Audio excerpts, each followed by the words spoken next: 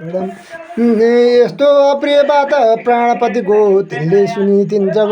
गोडा हात गले जले नयनमा धारा भिजाई सब नुराई शिर पाउले अलिअलि कोट्याई भूमि कन थालिन आँसु बगाई सुस्त बसोरले ती रुक्मिणीले रुन लत्र्यो चामर देह व्याकुल तथा थाम्नै नसक्ने भयो आदिको रुख झैँ डली पृथ्वीमा धेरै पल्ट्यो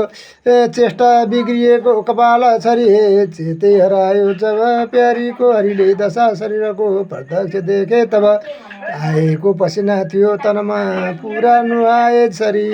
धारी रूप चतुर्भुज पलङ त्यो त्यागेर सोही घरी दोटा बाहुलीले चाली सासा आँसु पुछी प्रेमले ढाला छाती सबै मुसारी दिनुभयो अत्यन्त नै सेने